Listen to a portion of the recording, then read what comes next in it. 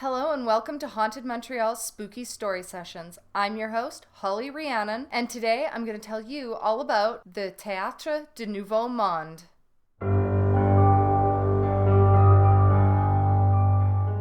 Here at Haunted Montreal, we bring you ghost stories in both French and English every Saturday. Before we get into today's story, please remember to like, subscribe, and hit the bell button so you get notified every time we have a new tale to share. And hey, if you're already subscribed, a big thank you and welcome back. We're so happy to have you. Now, without further ado, let's get spooky.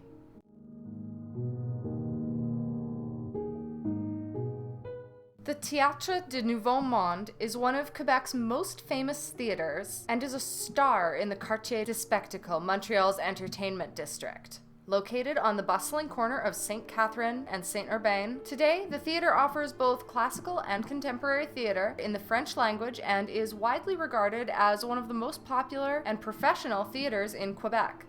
Oh, and the theater, it also has a long history of haunted activity.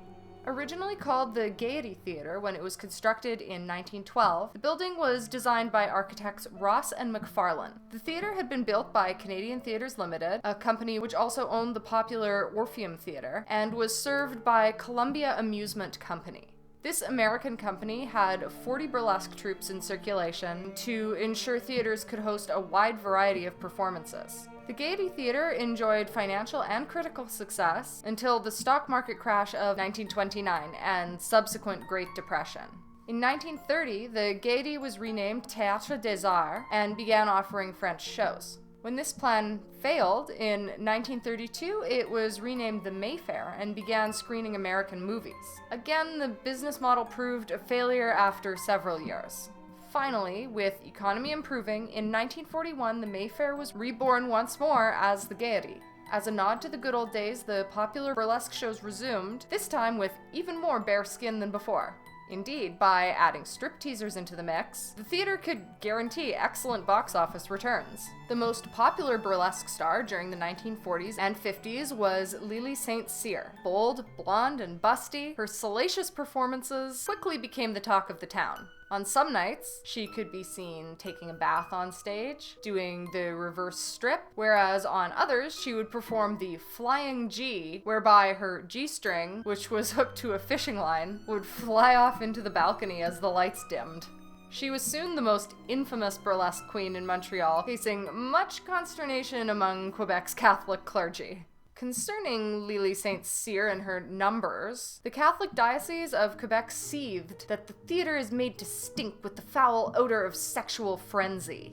The Comité de Moralité Publique, also known as the Morality Squad, was called in to investigate. Led by zealous lawyers Jean Drapeau and Pacifique Plante and other uptight citizens, the goal of the Morality Squad was to clean up the red light district in which the Gaiety Theatre was located. St. Cyr was arrested and charged with immoral, obscene, and indecent behavior. Following a well-publicized trial, she was acquitted of all charges. However, that didn't stop the wrath of the public authorities. In 1953, they went on to close down the Gaiety Theatre once and for all.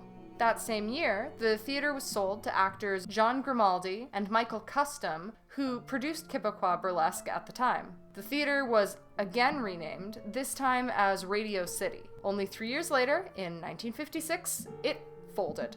The theater didn't sit empty for long. It was bought by actor Grécien Gallinez, who renamed it Le Comédie Canadienne and began offering French theater and music.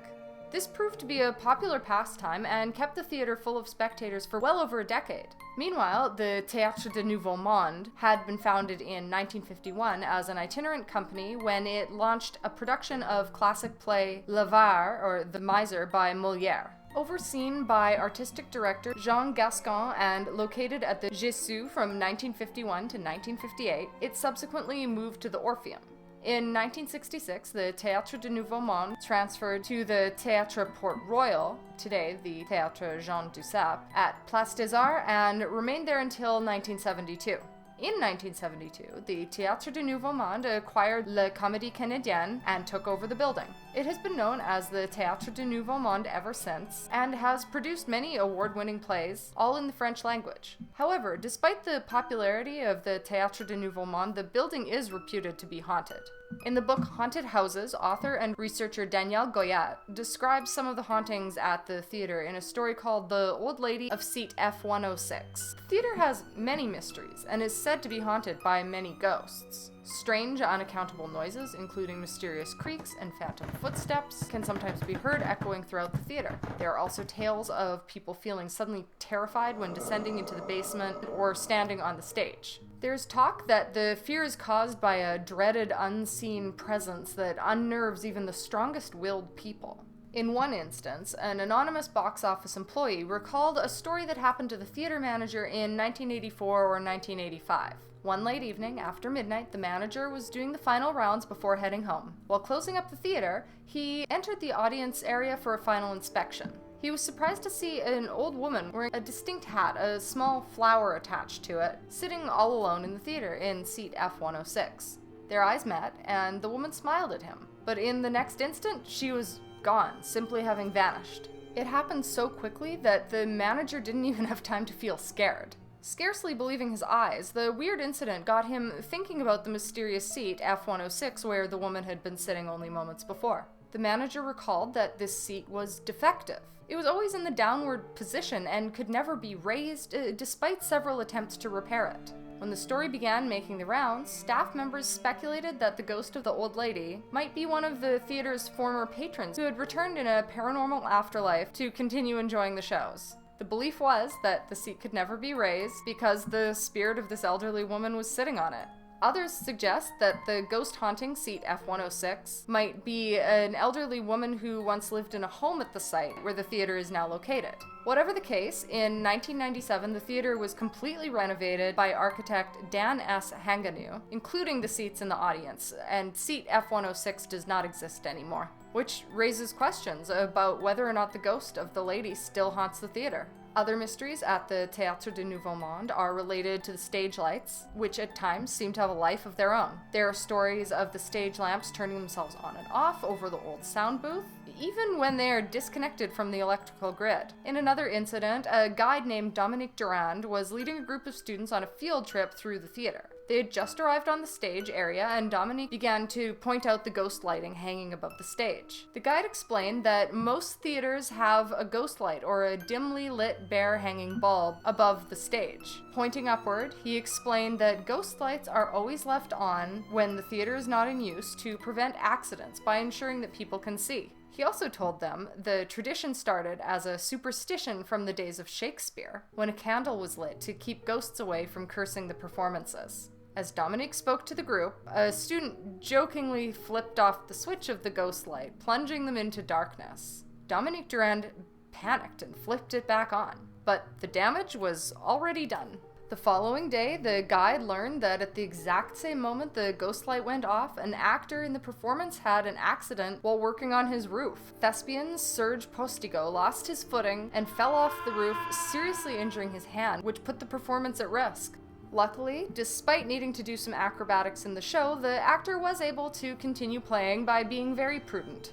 From that time onwards, the ghost lamp has been known occasionally to turn itself on and off, joining the numerous other stage lamps in the theater that seem to have a life of their own. There are also elevators in the theater that sometimes move up and down at their own accord, and some staff members have occasionally reported hearing what has been described as strange music, despite the sound system being turned off. On another occasion, a manager whose office was in the basement was closing up for the night. He had felt an unseen presence when alone before, but on this particular evening, the presence felt stronger. At first, he thought it might be another employee playing a joke on him, but he soon confirmed that he was alone in the building. As the hairs began to rise on the back of his neck, he became more and more afraid. Overwhelmed with building feelings of terror, he bolted from the theater, leaving the door unlocked, and ran home as fast as he could. Nobody at the Théâtre du Nouveau Monde has any solid explanation for any of these bizarre happenings. Indeed, the sheer number of paranormal activities in the theater suggests that it's very haunted.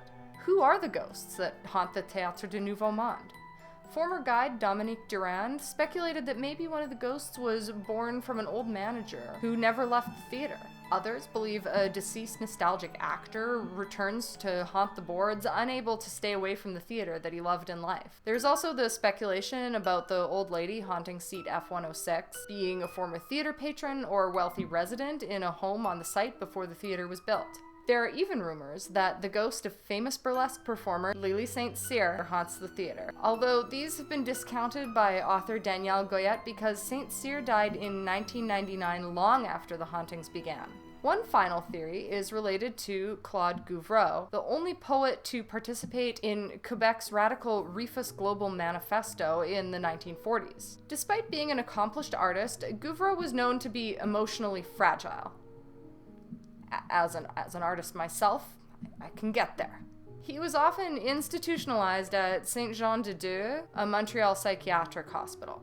In 1971, shortly before his play Les Oranges Sont Verts was due to open at the Théâtre du Nouveau Monde, Gouvreau died mysteriously one night after falling off his roof. While some people speculated that he had committed suicide, the coroner ruled that his death was accidental. There is some speculation that his spirit may have returned to attend the opening performance of his play, and that following the show, he never left the building. Whatever the case, if one accepts these stories, the Théâtre du Nouveau Monde would appear to be haunted by more than one ghost. Who these spirits are and why they haunt the old theater are questions that still remain unanswered. Perhaps only with time and more paranormal encounters will more light be shed on this mystery.